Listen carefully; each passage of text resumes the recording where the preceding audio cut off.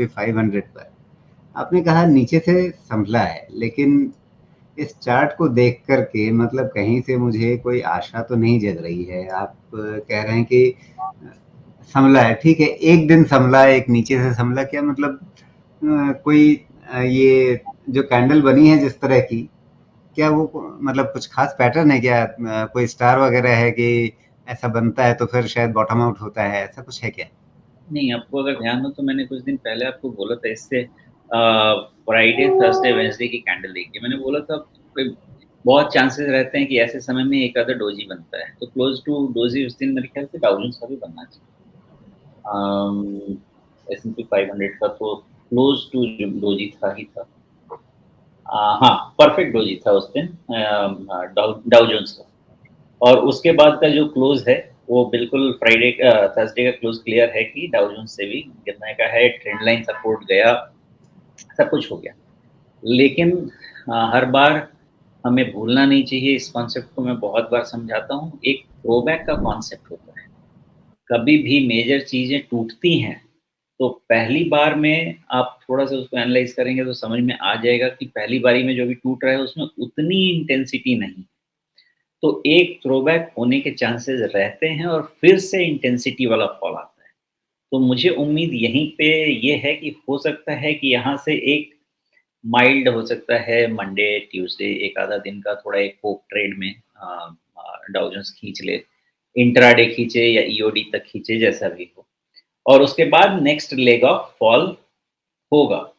क्यों होगा ऐसा? बिकॉज़ देखिए यहाँ पे डाउ जोन्स, एस&पी 500 और नैस्डैक ये सब एक ही ट्यून पे डांस कर रहे हैं। वो ट्यून है लोअर हाई का। अब इनका 2 लोअर हाई तो बहुत क्लियर है, एस&पी 500 और डाउ जोन्स का। तो तीसरा लोअर हाई पे तो बनाएँगे कहीं जाके। तो अब यहीं से बना लेंगे, यहाँ से गिरेंगे, फिर बनाएँगे या एक और लोअर हाई बना के फिर गिरना शुरू होंगे। तो फ्राइडे का अगर क्लोज़ नहीं रहता, तो सीधा कह देता कि नहीं एक और यहाँ से हाई बनाएँगे, फिर गिरना शुरू होंगे। फ्राइडे तो एक बेनिफिट ऑफ डाउट देना ही पड़ता है बिकॉज़ वीकेंड है, तो वीकेंड को बहुत डेटा पे बहुत ज़्यादा दिमाग तो नहीं लगाने वाले। तो बाकी मंडे, ट्यूसडे के डेटा से क्लैरिटी आ जाएगी कि शायद ये होल्ड भी करे कि नहीं करे और यहाँ से फिर अभी बाउंस नहीं आएगा, शार्प फॉल भी होगा।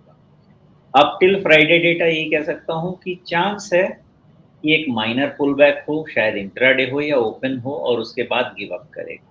तो एटलीस्ट वो वाला चीज़ तो अभी रहना चाहिए, लेकिन वो भी होने के लिए हमें एटलीस्ट 31,500 डाउ जोन्स चाहिए और 4,000 के ऊपर हमें चाहिए एस&पी 500। एस&पी 500 हमें चाहिए, हाँ, 4,000 के ऊपर। ये दोनों होगा तभी वो भी कह सकते हैं हाँ, कि कह सकते हैं कि हाँ, एक और लोअर हाई बनेगा। नहीं तो यहीं से फिर से इनका गिरना चालू हो जाएगा। नेट-नेट मान के चलिए कि यूएस का बेयर मार्केट तो खत्म नहीं हुआ है। इसको खत्म डिक्लेयर ही नहीं करना है जब तक ट्रेंड सेट नहीं हो जाए। और ट्रेंड सेट होने के लिए इनको अपने तीनों डीएमएस कॉन्कर करने हैं जो कि अभी रिमोट पॉसिबिलिटी है। जब तक वो नहीं हो जाए, sell on rise and sell on rise. जी, तो अगर मंदी का बाजार इनका खत्म नहीं हुआ है तो क्या ये अपने जून के बॉटम को दोबारा टेस्ट करेंगे या उसके भी नीचे जाएंगे? दोनों में से ज्यादा संभावना आज की तारीख में आपको क्या लग रही है? डाव जोन्स को देखें तो वो उसके थोड़ा करीब पहुंचता हुआ दिख रहा है, S&P शायद अभी भी थोड़ी दूर है उससे। ये इनका इस देखिए थोड़ा-सा क्रिटिकल स्टेटमेंट रहेगा लेकिन इस पे ये पूरे के पूरे डिपेंड करता है कि जेरोम पॉवेल और कितना कन्फ्यूज़ कर सकते हैं आगे जाके। तो पूरा का पूरा ये कन्फ्यूज़ स्ट्रक्चर है, लिक्विड ऑक्सीजन है, ना जीने देगा, मरने देगा। तो वैसा बना के रखा है। आप जब सोचेंगे कि अब ये इंटरेस्ट रेट बहुत बढ़ा देगा, फिर आके बोलेगा इन्फ्लेशन कंट्रोल लगता है। और जब इन्फ्लेशन कंट्रोल लगता है, उसका बॉटम बना देंगे आप, फिर आके बोलेगा कि नहीं मैं तो 1% से भी बढ़ा सकता हूँ। तो इतना अच्छा कन्फ्यूज़न करके रखा है कि ये स्ट्रक्चर थॉरोली कन्फ्यूज़्ड है और ये क्लियर अभी नहीं होगा। कोई इसमें जल्दबाज़ी नहीं है। मार्केट क्या रीड कर रहा है? मार्केट कन्फ्यूज़न रीड कर रहा है। कन्फ्यूज़न में ईदर साइड आपका प्रोबेबिलिटी इक्वल रहता है। बट बिकॉज़ हमारे पास स्ट्रक्चर बेयरिश है, ट्रेंड बेयरिश है, तो हमको ये मान के चलना है कि जब तक ये नेगेट नहीं हो जाए, हम पहले और नीचे जाएंगे। कहाँ तक नीचे जाएंगे? तो 31,000 के नीचे अगर आ गए हैं डाउ जोन्स पे और 39 के नीचे S&P 500 पे, तो धीरे धीरे हो सकता है कि एक बार और ये बॉटम यहाँ से बनेगा, ये टूट सकता है। लेकिन जब तक नहीं टूटता है उस पॉसिबिलिटी को बहुत ज़्यादा रीड नहीं करना है। स्ट्रक्चर वाइज मान के चलते हैं कि टूट सकता है। अब हम वो मार्केट तो ट्रेड करते नहीं हैं।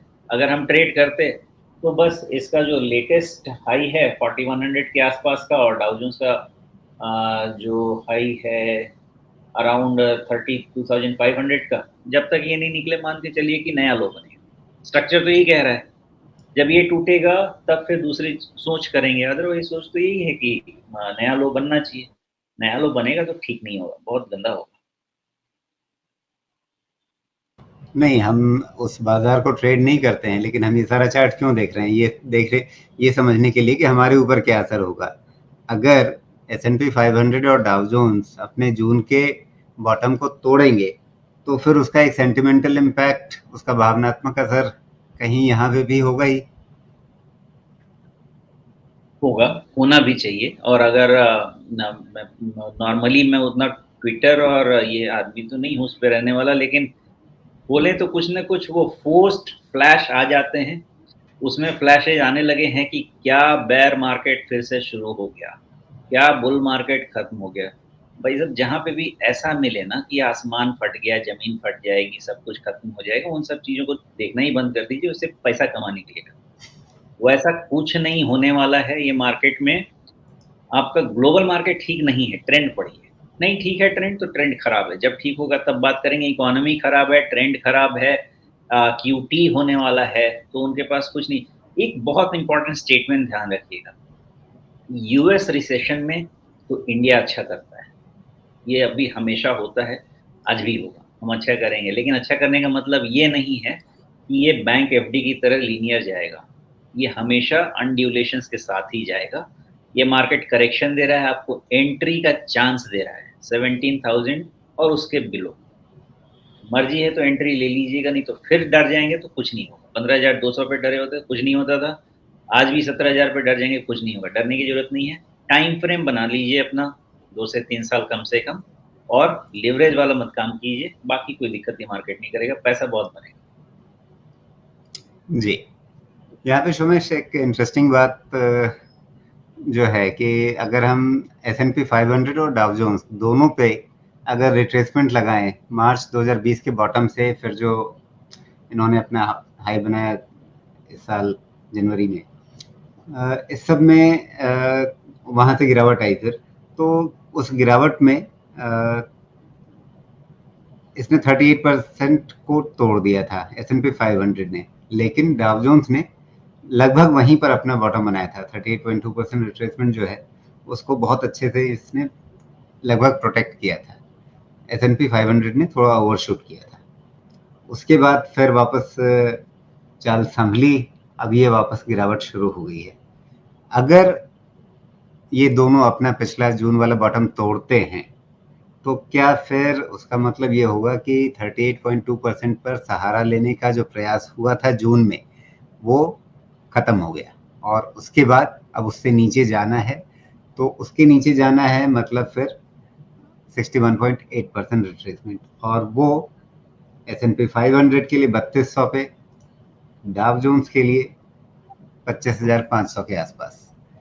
तो क्या ये एक संभावना है जिसको हमें अपने दिमाग में रख करके चलनी चाहिए अपने बाजारों के बारे में सोचने के लिए? बिल्कुल। तो देखिए, बहुत सही कहा आपने। अपने को ना कंफ्यूजन रखना ही नहीं चाहिए। जो दिखे उसको सही मानना चाहिए, और जो महसूस हो उसको भी सही मानना चाहिए। महसूस भी ऐसा थोड़ी होता है कि हम किसी कसीनो में घुस गए। महसूस भी इसलिए हो रहा है, उसके पीछे कुछ हो रहा है। महसूस क्या हो रहा है? महसूस ये हो रहा है कि डाउ जोन्स, S&P 500, नैस्डैक कोई भी अपना लॉन्ग टर्म ट्रेंड चैलेंज नहीं कर पा रहे। महसूस क्या हो रहा है? जो इवन सपोर्टिंग ट्रेंड लाइन है, जो इनका लाइफ लाइन इनको दे सकता था, वो भी नहीं सपोर्ट कर पा रहे हैं। बाकी मैक्रो इकोनॉमी तो गड़बड़ है ही। क्या विजिबल है?